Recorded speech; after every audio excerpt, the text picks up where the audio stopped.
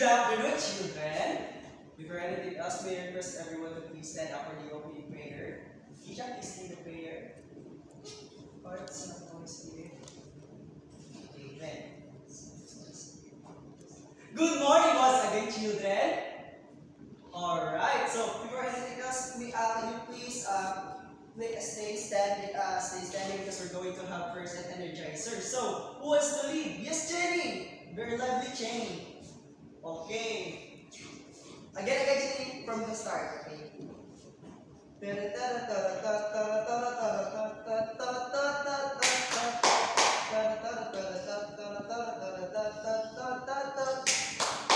thank you for that, Jenny. You may now take your seats, class. So, now before we proceed to our lesson today, let's have first a classroom rules. Do you want that, class? Alright, so what do you want to do? What will we do rather if you want to answer? Excellent, Janelle. So raise your hand. And how about if we have a classroom activities? Very good. Of course, you need to cooperate with your group mates or teammates or to collaborate with your peers. And how about if there's someone or me as your teacher talking here in front, what will we do? Spectacular answer. So you need to listen carefully and don't make extra noise. Alright, so before anything else, now let's start our discussion. Our class rather. Through this.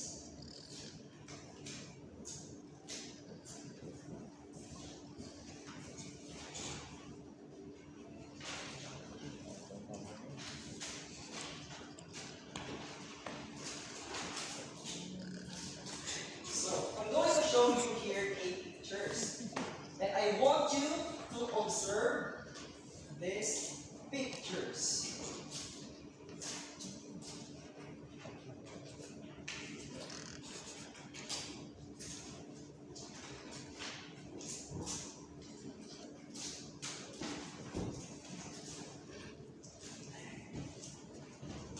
All right, so everyone, what have you observed here in our picture? Yes, May. Very good. Kalayo or fire. So, it symbolizes heat. Pag mapasok tama pa na to, ha? Ay, wala di siya sakit kay heat. Day siya din. How about the second picture? Yes, Junel. Okay, very good. Wires or kuryente. So, now, based on these 2 pictures here in front, so, what do you think it is about? So, it has a connection to our topic to be discussed today. So, it is our topic supposedly today. So, what do you think will be our topic for today, class? Anyone who can guess, I will give extra credit. Yes, Sheena. Alright, you have an idea, rather. So, what else? What can you guess? Yes, George.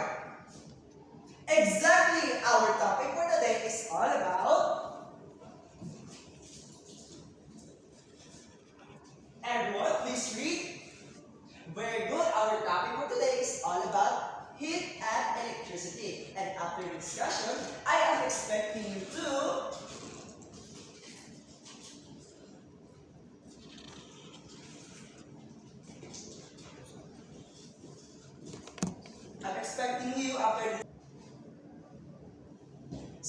after the discussion, I am expecting you all to explain the importance of heat and electricity and recall the materials that are conductors of heat and electricity. So, to start our discussion,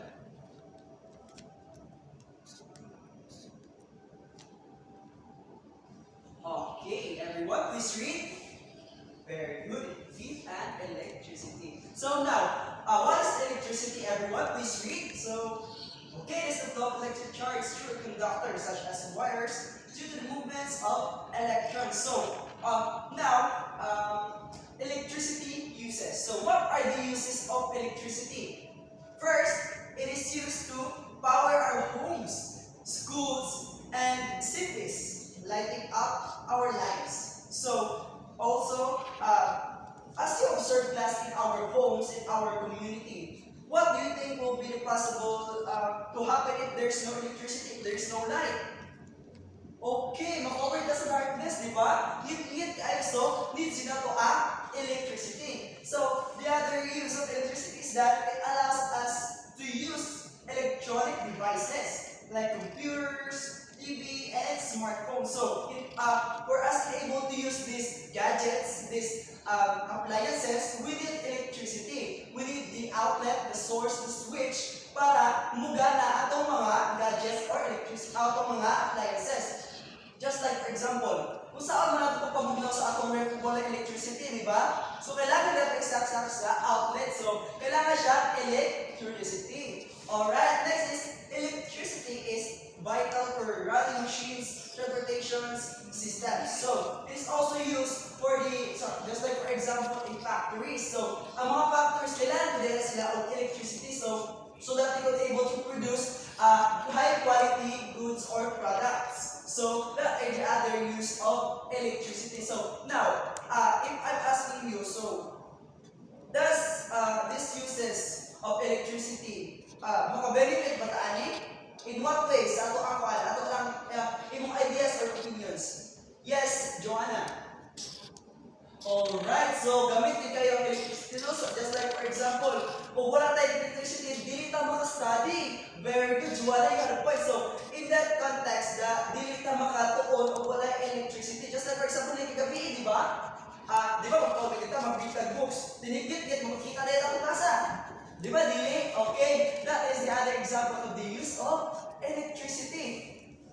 Now, so in electricity, we have the electricity safety tips. So, never touch electrical outlets with wet hands. Use insulated tools when working on electrical projects. And always unplug devices before cleaning or repairing them. So, what is the importance of this or following these safety tips in dealing with electricity? For us to reduce hazards or to prevent electric shocks or pag kuryente magkikirig ka, pwede possible nga mamatay ka na. So, just like for example, magtaod kayo, magsaksak ka o device sa outlet. Just like for example, mag-charge ka sa cellphone nato, di ba? Atong i-plug dito sa outlet. So, dapat careful tayo sa paggamit. Dili kay hawig ta nato itong kuan. Kaya makurintihan man tato, di ba? So, muna siya important sa safety tips sa electricity. Kung pwede po, di na po magbuan ta sa mga electricity or just like for example, magsaksak ta og suga sa atong outlet po.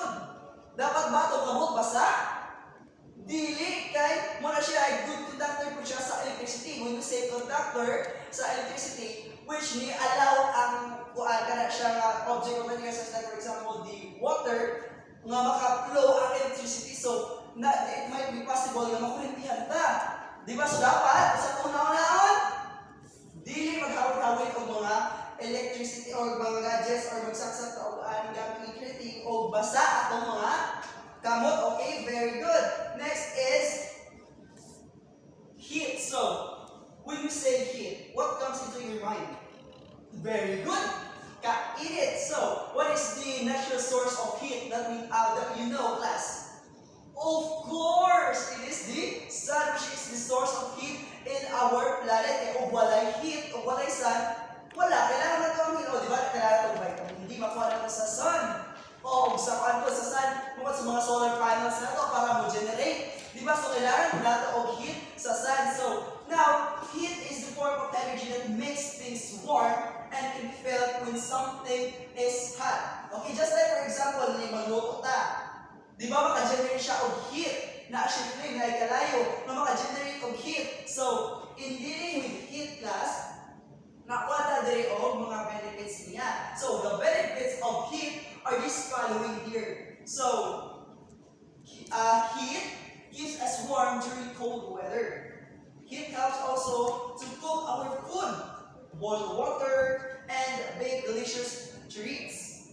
Help us to use in various industries such as manufactured products like steel and glass. So, in the other benefits of heat, just like for example, let me give you a situation where it shows the benefit of the heat. So, just like for example, hilig mag-init ang tubig kay gusto ta mga kung sa man atong kailangan gamiton.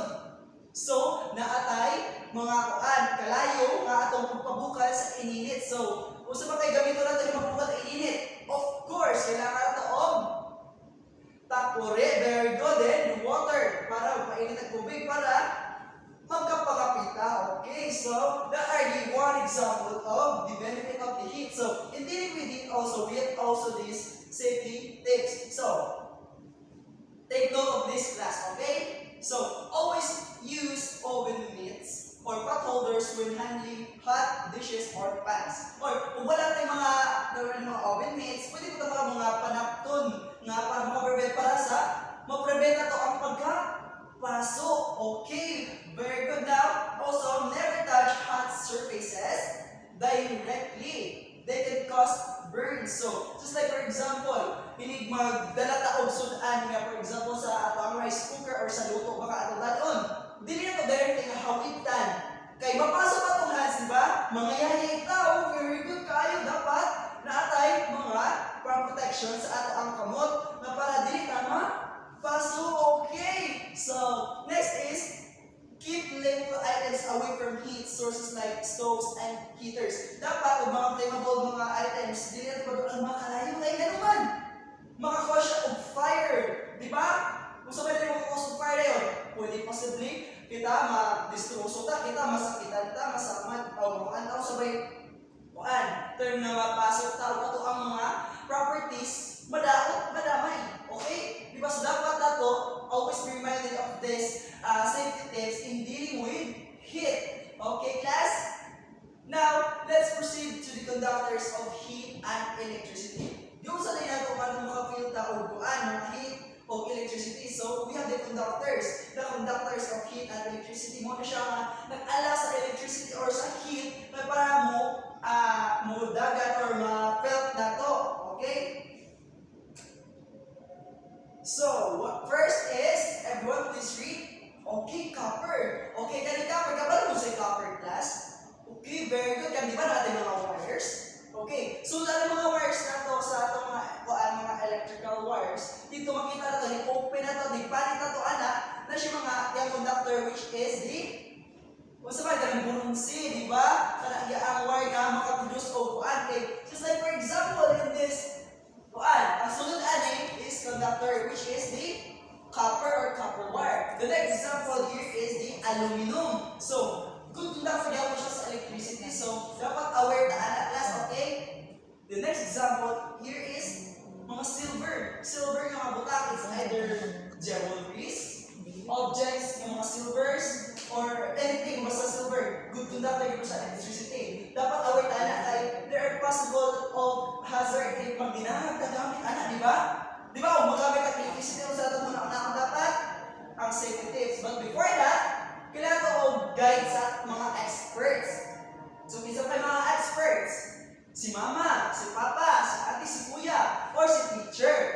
Kaya para mga ita-suporta, para ma-avoid na to ang possible risk or hazard in dealing with heat and also electricity. Next example of conductor electricity, heat and electricity is steel. Just like for example, kutsilyo, pwede na additional na pwede ka mulagan ng kurinti, pwede mo kurintihan. Just like for example, kung for example, beta class, in this situation na sa real life situation, experience mo ni teacher. So for example, may magtao-tao ka na, for example, may mga milk plugs sa itong outlet, na magpasabot sa akin, mga aliskaduto na sa itong milk plugs, mabilin, ganyan ako ang mga kuan, mga milk plug na to, di ba? So dili na ito siya patakaoblugit sa kutsilyo, kay good conductor sa electricity.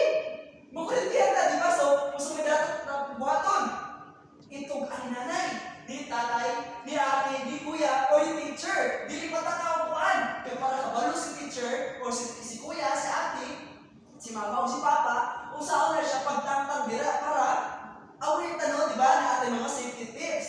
Okay, kaya kanis na lang ang conductor sa pregnancy. So, pwede na makurintihan, may tama na to. Pwede tama? Matay. Okay, di ba? Kita mo sa balita nga, dagdag na matay sa electricity. Kaya for example, nikat-kat sa bumbong o dahil kung kata na yung mga wires na dahil ng mga gisi, mga aling. So, nahikapan niya, namatay.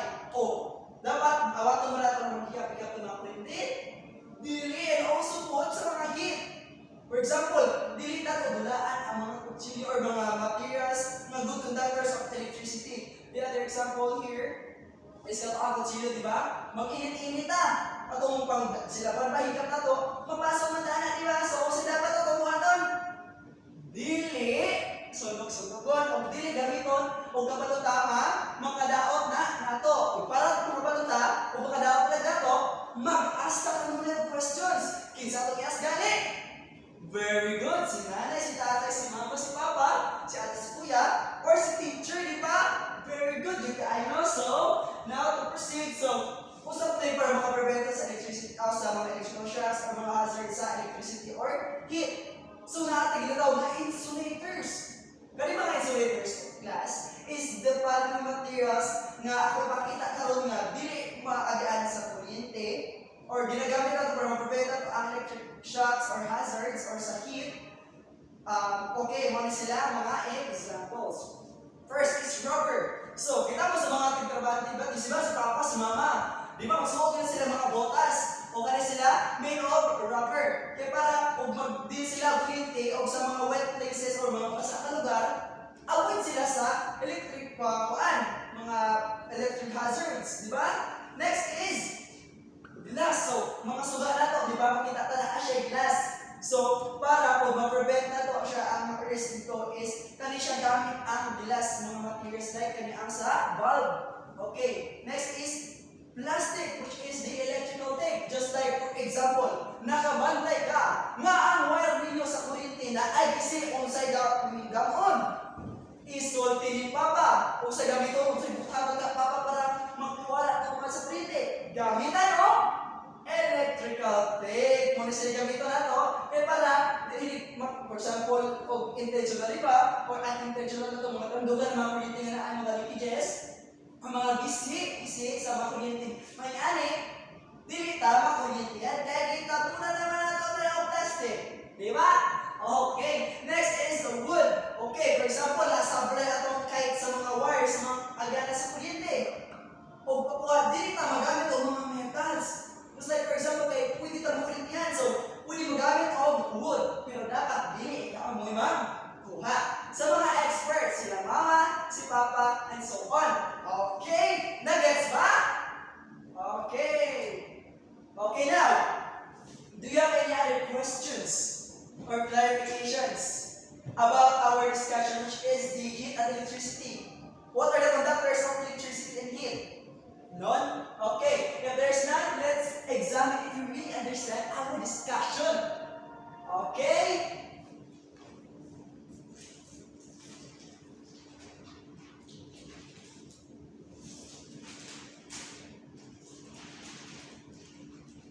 Everyone, please read the direction.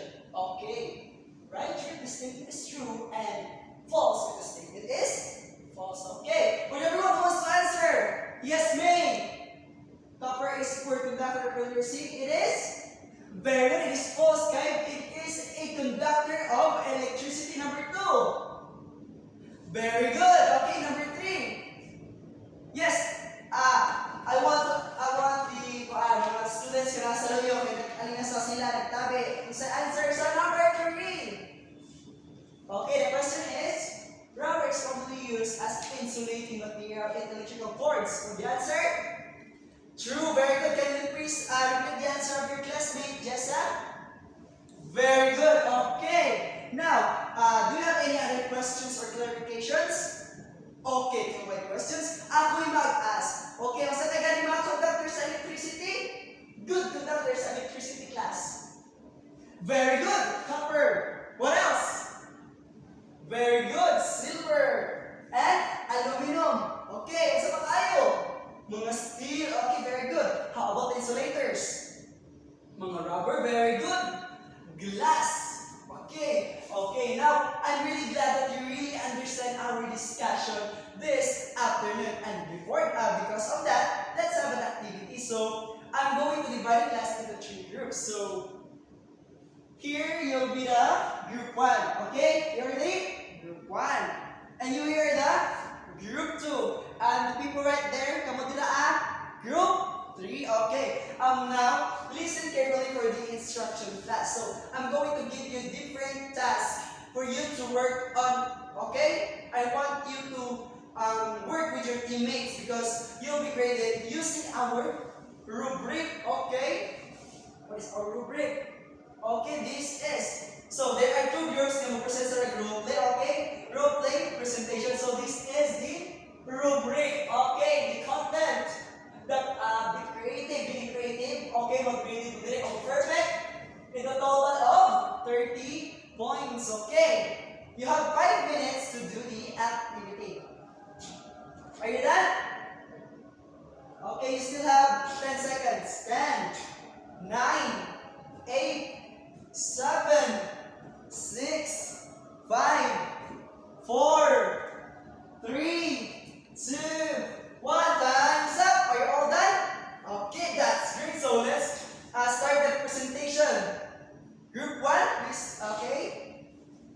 Thank you for that, Group 1. Let's give the Group 1 a bar of applause. Okay, now let's proceed to the Group 2. Okay, very good. Let's give the Group 2 a Junisha clap. Do you know what's Junisha clap, class? Okay, let's do it. 1, 2, 3, 1, 2, 3. Very good, very good, very good. Okay, the last group, the Group 3. Excellent work, Group 3. So now, do you have any other questions or clarifications baka? Pagtanong ba? Wala? Well, because of that, okay, Karon, I want you to answer this, so please get one for Shido paper. Okay, direction right, only the letter of the correct answer. Number 1. Okay. Are you done? Okay. Basta na. Ito na. Ang saga na ito. Dili makipya because na ako dili. Honesty is the best. Parisibahan na gasigong pala mahabong. Basta kayo rin ka mo kasi mo tuloy mo, di ba? Okay. Next. Okay. Okay. Are you all done? Please pass your papers forward. Okay, everyone, please stand up for the closing prayer. Can you please lead Maria? Amen. Goodbye, class. Thank you and goodbye. Okay. Ay, good. Thank you sa pagpahinumdum. So, atong assignment na ating assignment, oy. So, your assignment is this. Listen carefully. I want you to research on the safety precautions in dealing with heat and electricity. What are the conductors of heat and electricity? And so, what about heat and electricity? Okay? I will be checking that next meeting. Okay, that's all for today. Class dismissed.